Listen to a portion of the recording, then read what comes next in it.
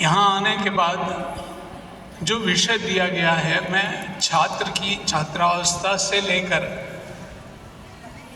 मैंने जो हिंदी की पढ़ाई की, मेरी मातृभाषा कन्नड़ है, मराठी के माध्यम से पढ़ा हूँ और विशेष तौर पर मैंने हिंदी का अध्ययन किया। हिंदी के संतों और कन्नड़ के शरणों, हिंदी के दास साहित्य, कन्नड़ का दास साहित्य, ये सब जो है, मेरी शिक्षा दीक्षा पंढरपुर में हुई। वैष्णव संप्रदाय के, वारकरी संप्रदाय के बड़े बड़े दिग्गजों को मैंने सुना है बचपन से। सोनोपंत दांडेकर, रंगनाथ महाराज परवणीकर, आजकल के फिर वो किशन महाराज, ये सब जो हैं, जो आळंदी से आते थे, इनको मैंने सुना। और इनके साथ जब मैं हिंदी का छात्र बनकर मैंने दासों का साहित्य पढ़ा, उसमें प्रमुख जो है तुलसीदास सगुण संप्रदाय, सूरदास, मीराबाई, इनका साहित्य जो है, ये जीवन का तत्वज्ञान जो है, दार्शनिकता जो है, वो हमें केवल दर्शन ही नहीं, जीने का, आचरण का एक सोपान जो है, इन संतों ने हमें सिखाया। और निर्गुण संप्रदाय के कवि कबीर, ईश्वर है या नहीं, यदि है तो कैसा है, सगुणों ने प्रतीक के रूप में उसको देखा। किसी ने राम कहा, किसी ने कृष्ण कहा। और निर्गुण संप्रदाय के जितने संत हैं, उन संतों में राम भी निर्गुणी, शिव जो है वो भी निर्गुणी। ईश्वर कैसा है, जाके मुँह माथा नहीं, ना ही रूप कुरूप, पूप बासते पातरा, ऐसा तत्त अनूप। कबीर ने बहुत सुंदर व्याख्या की है। जिसका मुंह नहीं, जिसका माथा नहीं, जिसका कोई रूप नहीं, ऐसे उस ईश्वर को कैसे व्याख्यायित किया जाए। फूल की गंध जैसी होती है, गंध का अनुभव किया जाता है, उसको व्याख्यायित नहीं करना आता। उससे भी पतला ईश्वर, उससे भी पतला। मैं वीरशैव संप्रदाय में पैदा हुआ हूँ। मेरे बचपन से मेरे पुरखों ने उस निर्गुण ईश्वर को लिंग के रूप में देखा। इष्ट लिंग उसको बोलते हैं। इष्ट यानी इच्छित, इष्ट यानी इष्टे इष्ट, हेच्चिल्ल दोड्डदिल्ल, इष्टे इष्ट। जो मेरे शरीर में प्राण के रूप में स्थित है, उस प्राण के रूप में स्थित ईश्वर को देखने के लिए मेरे गुरु ने मुझे एक चिन्ह दे दिया, एक लिंग दे दिया। और उस लिंग की पूजा यानी निर्गुण निराकार ईश्वर को देखने की प्रक्रिया है। ये शिवयोग है, ये जीव है, और जो नहीं दिखाई देता वो शिव है। दिखाई नहीं देता फिर भी आप सब लोगों में बैठे हुए में वो शिव तत्व है। ऊपर हिम था, नीचे जल था, एक सघन एक तरल। उसे आप जड़ कहिए या चेतन कहिए। जयशंकर प्रसाद जी की कामायनी की शुरू की पंक्तियां, ऊपर हिम था नीचे जल था, एक तरल और एक सघन, एक तत्व ही की प्रधानता, कहो उसे जड़ या चेतन। कितनी सुंदर व्याख्या ईश्वर की है। हिंदी का साहित्य अत्यंत समृद्ध है। हिंदी का साहित्य जो है विद्यार्थी दशा में ही जो छात्रों को प्रगल्भ कर देता है, केवल ग्रांथिक ज्ञान देता नहीं बल्कि जीवन का सार जो है वो सार इन संतों ने, इन कवियों ने हमें दे दिया।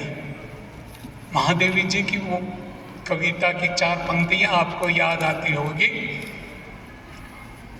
विस्तृत नभ का कोई कोना,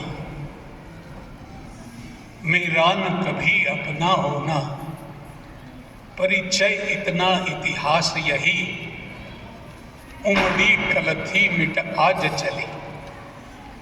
ನಾವು ಯಾವಾಗಲೂ ನಾ ಅನ್ಕೋತಿರ್ತೇವೆ, मैं बोलता रहता आदमी। ये मैं जो है जब तक मुझ में होता है तब तक ईश्वर का ज्ञान मुझे नहीं होता। जब मैं था हरि ना है, और जब मुझे हरि का ज्ञान हो गया अब हरि है मैं ना है। ये ज्ञान जो है केवल बूढ़ों को ही होना चाहिए ऐसे नहीं, जवानों को भी इसका ज्ञान होना जरूरी है। शायद इसीलिए हम हिंदी के पाठ्यक्रमों में इन कविताओं को निर्धारित करने वाले जो कमेटी है उन लोगों ने हमारे समय में से ये सारे पाठ्य पुस्तकों में निर्धारित ऐसे कवियों को रखा है। ये पार्श्वभूमि जो है आध्यात्मिक दार्शनिक पृष्ठभूमि, कविताएं केवल टेक्स्ट के रूप में नहीं पढ़ानी, उसका जो सार है वो छात्रों तक पहुंचाने का काम जो है मुझ जैसे अध्यापक को करना चाहिए। मेरे अध्यापकों ने, मेरे गुरुओं ने, मैं उनको याद करता हूँ आज। भगीरथ मिश्र जी, आचार्य भगीरथ मिश्र जी, डॉक्टर आनंद प्रकाश दीक्षित जी, ये प्रकांड पंडित जिन्होंने मुझे पुणे जैसे शहर में विश्वविद्यालय में पढ़ाया। मित्रों, आचार्य वो होता है जो आचार्यति इति आचार्यः, जिसका आचरण जो है लोगों को अनुकरणीय होना चाहिए। बोले एक चले एक ऐसे, बोले तैसा चाले त्याची बंदावी पाऊले। ಬಸವಣ್ಣವ್ರು ಕಾಯಕ್ಕೆ ಹೇಳಿದ್ರು, ನಡೆಯೋದು ನುಡಿಯೋದು ಇದ್ರೊಳಗೆ ಫರಕ್ಕಿಲ್ಲ ಅಂತ ಹೇಳಿದ್ರು। चलना जो है, आचरण जो है वो और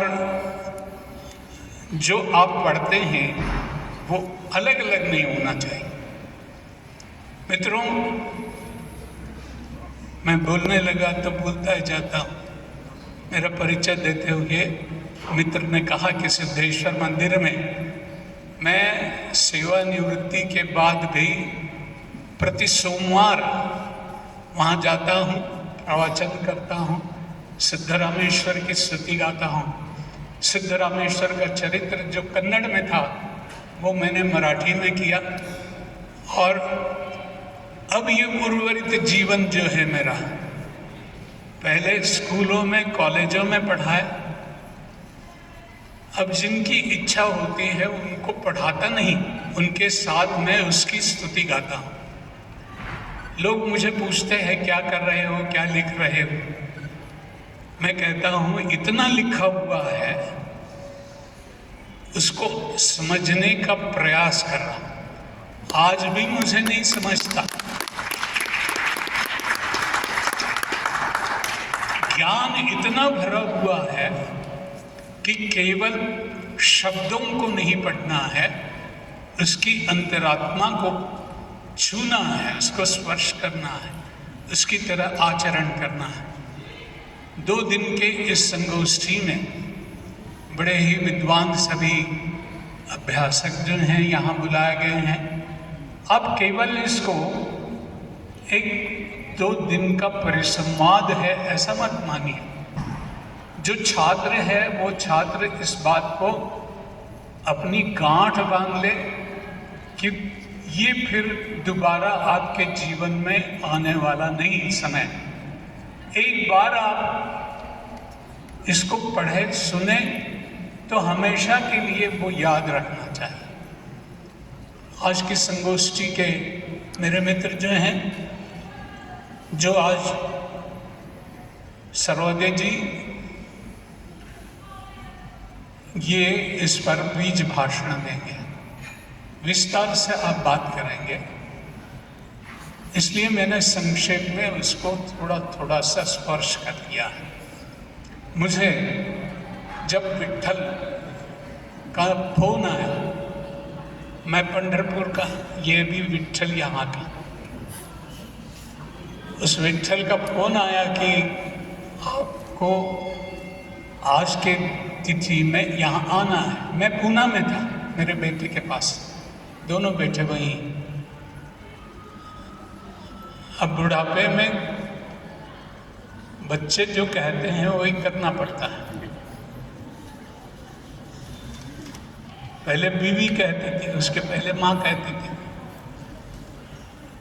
सबका सुनना है।